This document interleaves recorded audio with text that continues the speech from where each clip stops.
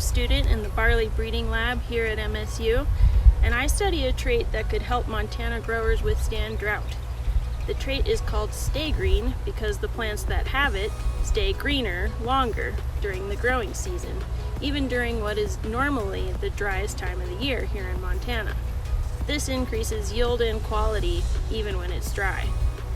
I'm using what's called a biparental mapping population to study the genetics of stay green as well as its possible connection to early root growth. This population consists of 168 sibling lines that are closely related but vary for the stay green trait. I'm going to collect agronomic data on these lines out here in the field, particularly on how long they stay green, as well as yield and quality data. This I can then compare to genotyping data to learn more about the genetics of stay green.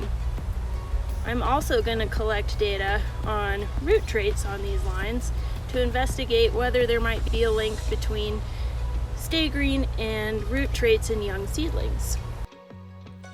There are two methods that I use to measure early root traits in this population in the greenhouse. The first I like to call root roll-ups. In this procedure, I grow seedlings in rolls of germination paper standing in a bucket with water. When they reach a certain stage, I unroll the paper and remove the roots. Depending on the data I want to collect, I either measure the roots by hand or image them in a tray of water on a flatbed scanner.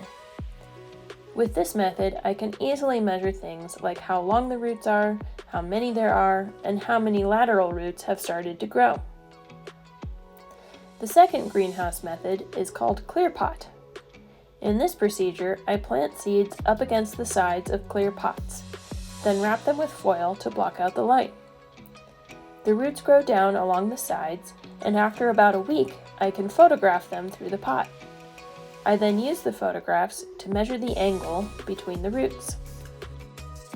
Having this root data to compare to the field data as well as the genotyping data will help me determine whether there's a connection between stay green and these early root traits and start uncovering what the genetic basis of these traits might be. This information could be really helpful to barley breeders in order to select for stay green and or early root growth that might be beneficial quickly and easily without having to grow the lines all the way to maturity in the field. And then they can develop varieties that are better able to withstand drought and maintain yield and quality even under these challenging dry conditions facing Montana farmers today.